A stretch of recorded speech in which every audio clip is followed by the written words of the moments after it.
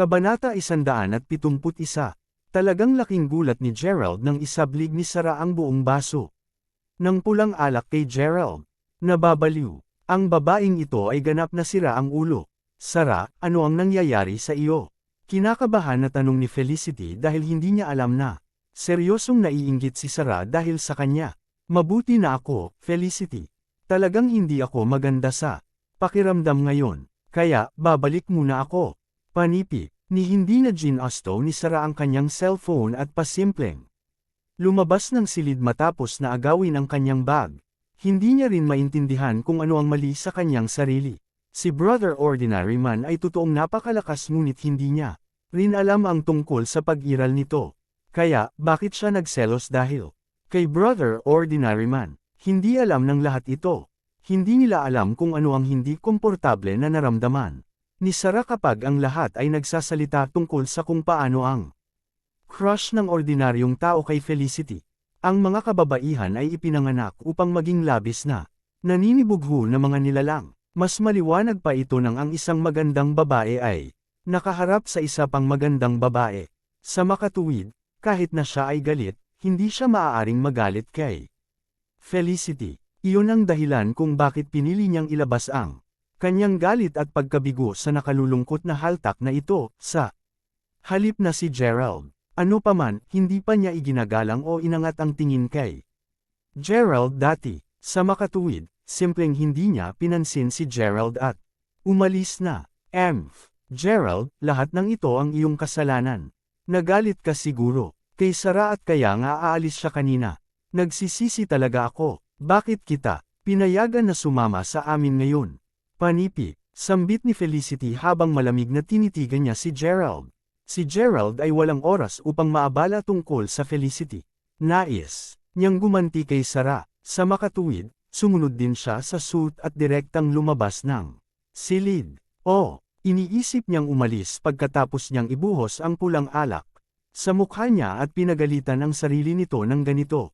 Hindi na si Gerald ang kapareho ni Gerald dati. Gustong-gusto niyang bigyan ng sampal kay Sarah ang mukha niya.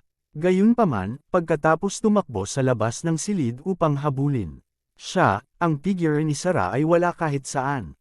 Naramdaman nito na galit na galit si Gerald. Sa oras na ito, biglang nakatanggap si Gerald ng isang text message sa kanyang cellphone. Sa unang tingin, ito ay isang text message na ipinadala ng kanyang kamag-aral na si Leila. Tila parang medyo hindi maganda ngayon si Leila. Kaya, iyon ang dahilan kung bakit hindi siya dumalo sa pagdiriwang ni Felicity ngayon. Nagsimula ng kumaibot ang mga eyelid ni Gerald nang makita ang nilalaman ng mensahe. Gerald, maaari mo bang sabihin sa akin kung bakit ang mga tao ay madalas na nagdurusa at nakakaramdam ng maraming sakit? Hihilahin ko lang ang pamilya ko kasama ko. Wala akong magawa upang tulungan ang aking pamilya. Pinaghirapan ko at pinaghirapan ang buong buhay ko ngunit hindi ako may kumpara sa iba. Ako ay ganap na walang silbi. Ang aking ama ay hindi maaaring itaas ang kanyang ulo mataas at ang aking pamilya ay hindi kahit kayang bumili ng aking kapatid na babae ng anumang mga bagong damit. Ngayon na ang aking kapatid na babae ay may karamdaman bilang kanyang nakatatandang kapatid na babae, ako ay walang lakas at walang magawa at mapapanood ko lamang siya na naghihirap dahil hindi namin kayang ipadala siya sa ospital. Ginugol na ng aking pamilya ang lahat ng kanilang pera upang mabayaran ang aking edukasyon ngunit wala akong magawa para sa kanila bilang kapalit. Panipi, Gerald, bakit hindi mo sabihin sa akin kung paano ko mapapalaya ang sarili ko mula sa lahat ng sakit at paghihirap na ito? Nagpadala si Leila ng napakahabang text message sa kanya. Biglang naintindihan ni Gerald na may nangyari sa pamilya ni Leila. Wala siyang magawa upang matulungan ang kanyang pamilya at sinisisi niya ang kanyang sarili para rito. Naririnig ni Gerald na may hindi tama, batay sa huling pangungusap ni Leila. Ginawa nito ng kaunti ang gulat ni Gerald. Si Leila ay kasapi ng pangkat ng kahirapan. Kadalasan ay hindi siya masyadong nagsasalita ngunit lihim na siyang pinagmamasdan ni Gerald. Bagaman siya ay napakamababa sa ibabaw, mayroon siyang isang napaka mapagkompetensyang puso at diwa. Nais niyang maging mas mahusay kaysa sa iba.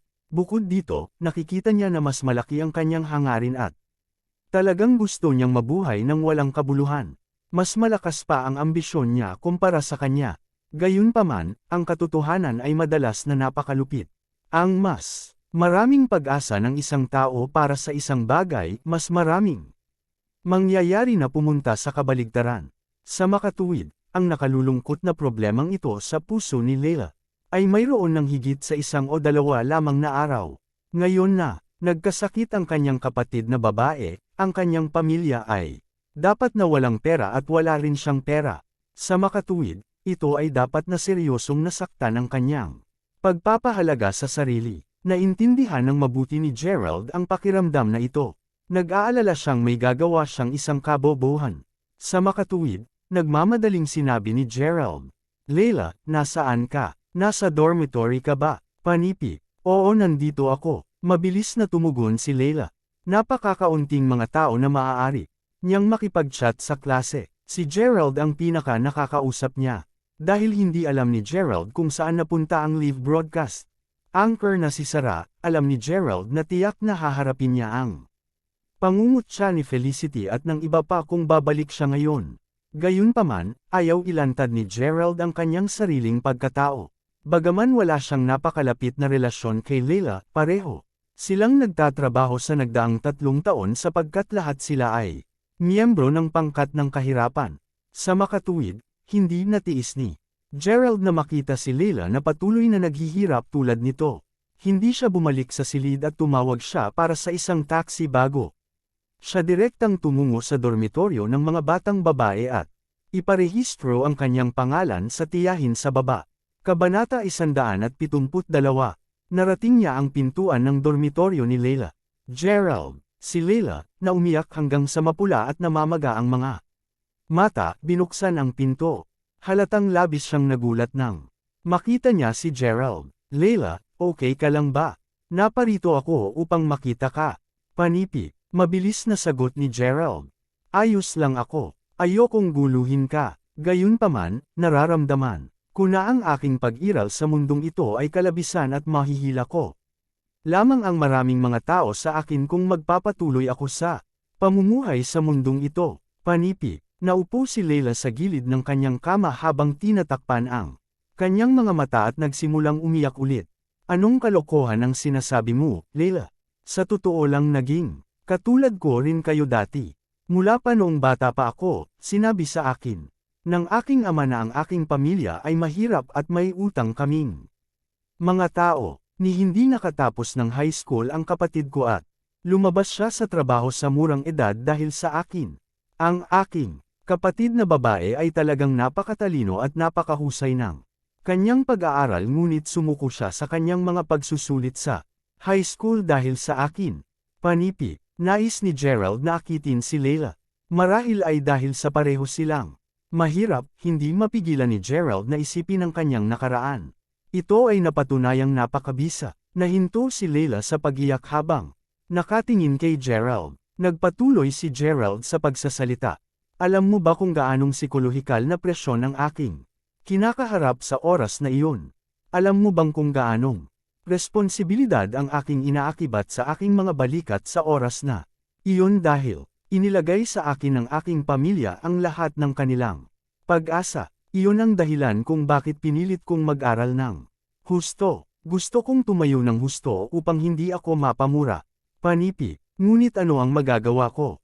Binubuli at inainsulto pa rin ako ng madalas. Mas mababa ang pakiramdam ko kapag inihambing ko ang aking sarili sa iba. Dahil sa aking pagiging mababa, hindi man ako naglakas loob na makipag-usap sa mga batang babae nang makita ko sila sapagkat natatakot akong tumingin sila sa akin. Panipi, sa katunayan, talagang minamaliit nila ako at madalas nila akong pag-usapan at tsismisan tungkol sa akin. Gayunpaman, madalas kung sabihin sa aking sarili na kailangan kong ipagpatuloy ang mabuhay ng maayos dahil ang lahat ng mga kahihiyang ito ay magpasa sa huli. Bukod dito, nagsisimulang maunawaan ko rin ang isang katotohanan. Panipi, napuno ng emosyon si Gerald habang nagsasalita. Dali-dali na tinanong ni Leila, "Ano ang katotohanang iyon?" Ang isang tao ay dapat mag-isip at gumawa ng mga bagay ayon sa entablado na naruroon sila. Ito ang tanging paraan upang hindi mapunta sa sobrang sakit at paghihirap. Nag-aaral ka pa rin at nakakakuha ng maraming kaalaman sa oras na ito, ngunit patuloy mong iniisip kung paano ka makakakuha ng pera at kumita ng mas maraming pera. Makatotohanan ba iyon? Panipi. Oo, gusto ko talagang kumita ng maraming pera pero hindi ko magawa. Gayunpaman, natural lamang na sabihin mo ang lahat ng ito ngayon. Kung sabagay, nanalo ka sa loto at mas may swerte ka kumpara sa iba. Panipi. Mapanglo na sagot ni Leila. Mas swerte talaga ako kaysa sa iba. Gayunpaman, dapat kang maniwala na ang isang bagay na tulad nito ay mangyayari sa iyo balang araw. Sa madaling sabi, lahat ng mga bagay ay lilipas maaga o huli. Hindi mo kailangang makaramdam ng ganoong stress at pagkalungkot sa lahat ng oras dahil dito. Sa halip, kung ano ang dapat mong iniisip ngayon ay isang solusyon sa bagay na ito. Panipi. Payo ni Gerald. Ibinaba ni Leila ang kanyang ulo bago niya sinabi, okay. Naiintindihan ko na ngayon. Salamat, Gerald. Hayaan mo akong mag-isip tungkol dito. Si Gerald ay hindi pa kailanman nakumbinsi ang sinuman bago ito. O hindi rin siya marunong humimok kahit kanino man. Gayunpaman, dahil alam niya ang tungkol sa problema ni Leila. Ngayon, at dahil siya ay talagang isang mabuting kaklase, tiyak na kailangan niya siyang tulungan mula nang siya mismo ang makaranas ng pangyayaring ito. Kakatok. Sa oras na ito, mayroong isang malakas na ingay ng slamong sa labas ng pintuan ng dormitoryo. Ito ay nadama na parang may sisira ng pinto mula sa labas. Pagkatapos nito, naglakad si Leila at binuksan kaagad ang pinto. Sa oras na ito, isang chubby na nasa hustong gulang na babae ang sumugod sa silid. Napakalawak ng mukha niya at nakatato ang mga kilay niya at parang may dalawang uod ang gumagapang sa kanyang mukha. Nagtataka ako kung bakit hindi mo binuksan ang pinto. Ikaw maliit na B*Turk. Ito ay dahil mayroon kang isang lalaki sa iyong silid. Sinasabi pa ng tatay mo na nag-aaral ka ng mabuti sa paaralan. Paf! Ikaw maliit na B*Turk. Panipi. Ma, wag mong sabihin yan. Si Gerald ay ang aking kamag-aral at pumunta siya rito upang makita ako. Panipi. Sigaw ni Leila. Huwag mo akong tawaging ina. Hindi ako ang iyong ina. Ikaw. Ano? Ang tinitignan mo. Sinusubukan mo bang pilitin ang iyong sarili sa aking anak na babae? Naniniwala ka bang tatawag ako sa pulisya? Panipi. Agad na inilabas ng babaeng nasa hustong gulang ang kanyang cell phone. Nagsimula ng magpapanik si Leila at agad niyang sinabi, Gerald, dapat ka munang umalis. Salamat sa lahat ngayon. Panipi. Sige. Gustong-gusto talaga ni Gerald na pag-alitan ang baliw na babaeng ito, ngunit alam niyang hindi dapat siya magsabi ng kahit ano dahil ano man ito, siya pa rin ang ina ni Leila. Paano magkakaganito ang isang ina? Paimpol na ungol ni Gerald ng isang pangungusap bago siya umalis. Hindi talaga niya maiwasang magtaka kung ang ina ni Leila ang tunay na biolohikal na ina nito mula nang pinagagalitan niya si Leila at tinawag siya ng kaunting B*Turk kaagad nang makita siya. Matapos ang makasalubong at mapag-alitan ng mga baliw na kababaihan, sunod-sunod ngayon, nasa masamang pakiramdam si Gerald. Nais niyang pumunta at mamasyal sa parke upang makapagpahinga ng kaunti. Sa oras na ito, biglang tumunog ang kanyang cellphone. Ito ay isang tawag sa telepono mula sa kanyang kapatid na si Jessica. Sinagot kaagad ni Gerald ang telepono at tatanungin niya ang kanyang kapatid tungkol sa Mayberry Commercial Street.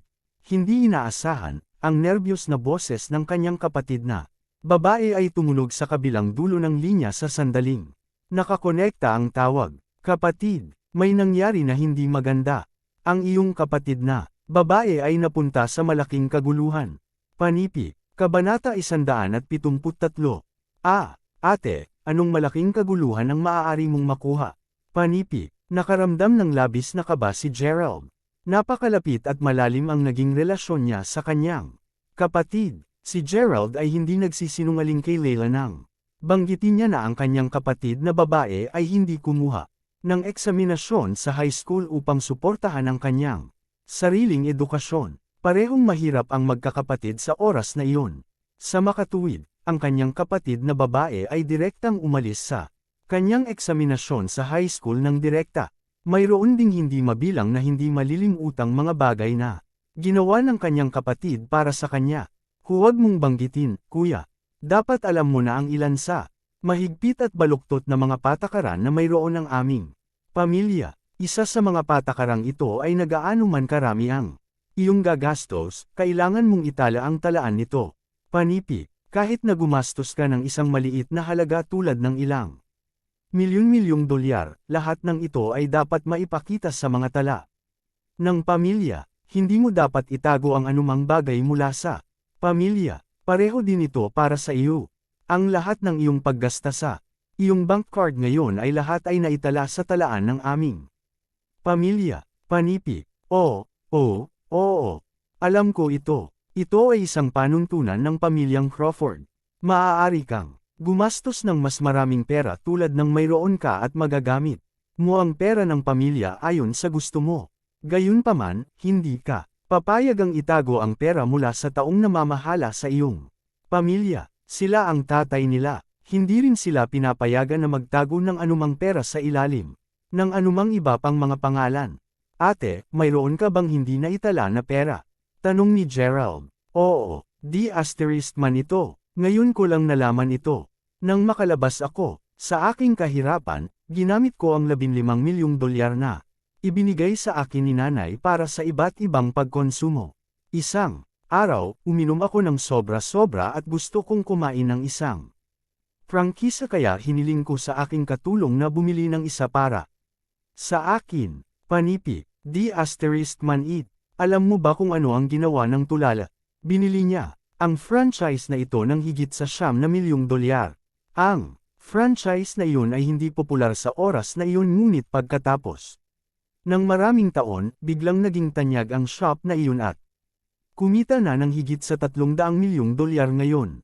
Hindi ko muna binigyang pansin ang bagay na ito dahil sino ang aasahan sa lokong iyon na bibili ng direkta sa franchise. Panipi, kung gayon, naisipan kong gumastos ng $300 milyong sa lihim. Gayunpaman, matapos ang paggasta lamang ng kalahati nito, biglang namulat ang ama sa sitwasyon. Nagtataka siya kung bakit parang walang paggalaw sa pera ng pamilya kahit na maraming bagay na ang nabili ko. Takot talaga ako. Sinira ko ang panuntunan ng pamilya kaya't mabubuhay ako sa kahirapan sa loob ng isang buwan. Ang aming ama ay napaka-makaluma at talagang sumusunod siya sa mga patakaran. Wala itong silbi kahit na susubukan ni mom na hamarang sa akin. Panipi, nagtataka ako kung ano ang big deal. Hindi ba't kailangan mo lamang mabuhay sa kahirapan sa loob ng isang buwan? Dadaan ito sa lalong madaling panahon. Panipi, hindi mapigilan ni Gerald na panasan ang malamig na pawis sa noo. Talagang gustong-gusto ng magulo ang kanyang kapatid. Hindi, kapatid, hindi ko rin matiis na naninirahan sa kahirapan sa isang araw, pabayaan ang isang buong buwan. Wala akong pakialam. Hindi mahalaga kung ano ito, kailangan mong tulungan ang iyong kapatid na babae. Panipi, umiyak na sana ang ate niya sa telepono. Sige, paano kita tutulungan? Panipi, kaya, maaari mo akong tulungan na gugulin ang natitirang $150 milyong para sa akin sa loob ng susunod na 7 araw. Huwag iwanan kahit isang solong sentimo. Hindi ka maaaring pangasiwaan ni ama ng detalyado dahil hindi ka nakatira kasama ang pamilya ngayon. Panipi, halos nag-agos ng dugo si Gerald. Gumastos ng $150 milyong sa loob ng 7 araw. Sa totoo lang, hindi iyon ang hindi nakita ni Gerald ng ganitong pera. Pagkatapos ng lahat, ang kanyang kapatid na babae ay dating namuhunan sa Mayberry Commercial Street sa ilalim ng kanyang sariling pangalan. Mayroon siyang $100 milyong na dumarating sa kanyang account buwan-buwan. Sa makatuwid, talagang hindi kulang sa pera si Gerald. Handa na siyang gumawa ng pamumuhunan o kung anuman sa kanyang pera. Gayunpaman, ito ay magiging labis na labis upang gumastos ng $150 milyong sa pagkonsumo. Mabuti kung ipamuhunan niya ang pera ngunit hindi ba masayang Para sa kanya nagugulin ang pera sa kasiyahan. Pagkatapos ng lahat, hindi siya katulad ng kanyang kapatid na babae na tila may alitan sa pera at gumastos ng daan-daang milyong pagkonsumo. Bawat buwan, ito ay $150 milyong pa rin. Hindi mo ba kayang gugulin ang dami ng pera? Kumusta naman ito kuya? Bakit hindi ka bumili ng tool sa transportasyon noon? Magrekomenda ako ng isang kumpanya ng Aleman sa iyo at maaari kang mag-order ng isang eroplano para sa iyong sarili. Panipi, Gerald, wala akong pakialam. Ayokong mabuhay sa kahirapan ng isang buwan. Sa madaling salita, kailangan mong ubusin ang lahat ng perang iyon sa akin sa loob ng 7 araw. Kukuha ako ng isang tao upang ilipat ang pera sa iyo kaagad. Panipi, matapos niyang magsalita, dali-dali na binaba ni Jessica ang telepono. Dapat lang niya itong tanggapin kung kailangan niyang mabuhay sa kahirapan sa loob ng isang buwan. Mas makakabuti kaysa sa pagpuwersa sa kanya na gumastos ng $150 milyong tulad nito. Mahirap talaga para sa kanya. Hindi mapigilan ni Gerald na hilahin ang sariling buhok. Magagastos niya talaga ang pera kung bumili siya ng eroplano. Gayunpaman, wala siyang anumang magamit para dito ngayon. Bukod dito, gumagasta pa rin si Gerald na parang ang $1 ay nagkakahalaga ng $100, talagang itinatangi na pera. Kabanata 174. Sa lalong madaling panahon, nakatanggap si Gerald ng isang text message mula sa kanyang bangko na nagpapahiwatig na ang pera ay dumating na. Ang efficient talaga ng ate niya.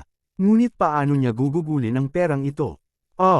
Kung namuhunan siya ng pera, tiyak na malalaman ito ng kanyang pamilya. Marahil ay hindi ito mapapansin ng kanyang ama kung may binili siya, $150 milyong.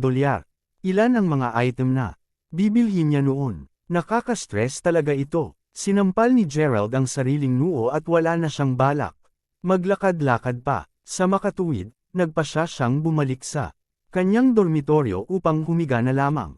3 araw na ang lumipas at hindi pa nakaisip ng magandang paraan si Gerald upang gugulin ang pera. Sa 3 araw na iyon, 3 bagay na sulit na banggitin ang nangyari. Ang una ay humiling si Leila ng paalis sa eskwelahan dahil sa pilitan siyang hinayla palayo ng kanyang ina palayo sa paaralan. Galit na galit dito si Gerald at gusto talaga niyang tulungan si Leila. Gayunman, ang cellphone ni Leila ay hindi konektado at hindi niya siya nakipag-ugnay sa lahat. Plano niyang tanungin siya tungkol sa sitwasyon noong nakaraang 2 araw upang mabigyan niya siya ng isang kabuuan ng pera. Ang isa pang bagay ay ang Felicity ay talagang naging isang mahalagang figure sa paaralan. Nakilahok siya sa ilang mga aktibidad na inayos ng parehong Live platform ng lungsod at naging embahador pa siya para sa front cover ng Live na broadcast platform. Nakakuha talaga siya ng katanyagan. Ang pangatlong bagay ay nilayo ng Zack na i-upgrade ang parehong Live na platform ng broadcast ng lungsod upang maging isang software para sa lahat ng mga netizen sa buong bansa. Plano rin niya na mamuhunan ng karagdagang $30 milyong upang maghanda para sa isang pre-platform diversion battle. Ibinigay ni Gerald ang kanyang pag-aproba at agad niyang namuhunan ng pera. Pagkatapos ng lahat, ito ang kanyang unang pamumuhunan sa industriya at talagang nais ni Gerald na buuin ito at gawin itong sikat sa lalong madaling panahon. Sa oras na ito, nag-iisa si Gerald na kumakain ng agahan sa cafeteria. Naririnig niya ang mga taong katabi niya, walang tigil na nag-uusap. Hoy, alam mo bang ibebenta ang Mountaintop Villa ngayon?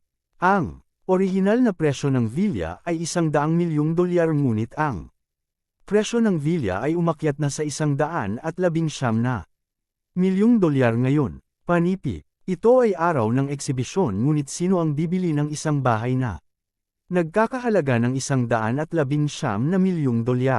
Hindi yun puhunan. Panipi, ngunit sa palagay ko ang Mountaintop Villa ay talagang nagkakahalaga ng $119 milyong. Nakita ko ang ilan sa mga larawan na nakalantad sa internet. Man. Ito, ang villa ay napakarilag. Kung nakatira ka sa villa, pakiramdam mo ay nakatira ka sa isang palasyo sa langit. Panipi, Kaya, sinasabi ng mga tao na ito ay isang villa ngunit sa totoo lang. Nararamdaman ko na ito ay isang atraksyon lamang ng mga turista. Ito ay dahil ang presyo ng mga tiket upang lumahok lamang sa eksibisyon ay nagkakahalaga ng 10,000 dolyar. Bukod dito, nililimitahan pa nila ang bilang ng mga tao.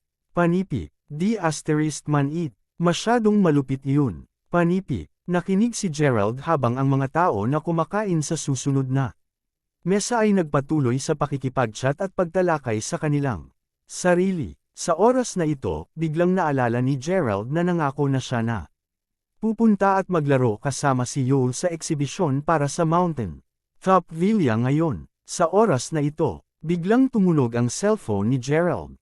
Ito ay natural na isang tawag sa telepono mula kay Yul.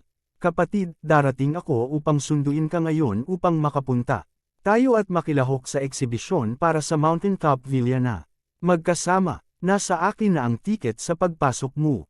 Panipi, sambit ni Yul habang tumatawa.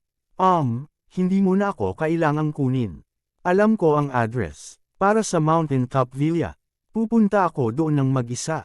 Maaari, mulang akong ibigay sa akin ang aking tiket sa pagpasok pagdating ko mamaya. Panipi, okay, kung ito ay ang daanan ng VIP, pagkatapos ay hayaan itong maging daanan ng VIP pagkatapos.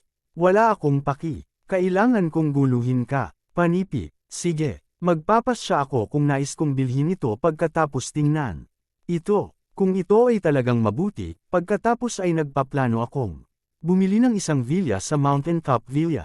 Hehe, sige. Pupunta ako roon pagkatapos kong kumain. Panipi, tinapos ni Gerald ang tawag sa telepono kay Yul nang walang magawa. Ang bata na ito ay pinasisigla pa rin siyang bumili ng villa. Hindi makabubuting panatilihin siyang naghihintay. Sa makatuwid, mabilis na tinawag ni Gerald si Harper ng isang telepono upang humingi ng bakasyon. Pagkatapos nito, dali-dali niyang inalis ang egg fried rice sa kanyang plato bago siya tumayo. Noon lamang niya biglang napagtanto na wala talagang paggalaw sa cafeteria at lahat ay nakatingin sa kanya na may pagtataka. Kabanata 175. Pagkataong tumayo si Gerald, napagtanto niyang maraming tao sa cafeteria ang lahat na nakatingin sa kanya. Ito ay lalo na para sa mga kalalakihan at kababaihan na lahat ay tinatalakay at pinag-uusapan ngayon tungkol sa Mountain Top Villa. Marahil ay dahil sa sobrang engrossed ni Gerald sa kanyang tawag sa telepono kanina at nakalimutan niya kung nasaan siya nang nakikipag-chat siya kay Yul. Sa makatuwid, ang kanyang mga salita ay dapat na manghaat. Nasindak ang mga tao sa paligid niya. May nagbasag ng katahimikan nang tumawa siya. Man it. Napakatawa ng lalaking ito. Gusto niyang pumunta at tingnan ang Mountain Top Villa. Panipi, hahaha. Posible bang ang pressure ng pagkuha ng trabaho ay napakahusay na ginagawang baliw ang mga tao? Panipi, inilahad pa niya na magiging isang panauhing VIP siya. Hahaha, lumuhad tayo upang salubungin siya. Hahaha, panipi, bobo. Nagsimulang tumawa ang lahat. Ang ilang mga tao ay nagsimulang biruin si Gerald nang hindi binibigyan siya ng anumang mukha. Pasimpleng pinahid ni Gerald ang kanyang bibig bago niya iling ang kanyang ulo na may isang malaswang ngiti sa kanyang mukha. Pagkatapos ng lahat, wala siyang paraan upang ipaliwanag ang kanyang sarili sa sitwasyong ito. Pagkaalis sa gate ng paaralan, tumawag si Gerald ng isang taxi bago siya makarating sa paanan ng Mountain Top Villa kung saan naroon ang eksibisyon, ang pasukan. Napapaligiran ito ng mga mararangyang kotse. Patuloy na napakalakas at mahahalagang mga figure na naglalakad papasok at palabas. Kitang-kita ni Gerald ang dalawang daanan na papasok sa loob habang nakatayo siya sa pasukan. Ang isa ay ang daanan ng VIP at ang isa ay isang ordinaryong daanan ng customer. Siyempre, medyo nagsasalita. Ang ordinaryong mga customer dito ay lahat din extraordinarily. Asan si Yul? Hindi ba't sinabi niya na hihintayin niya ako sa harap ng pasukan ng daanan ng VIP?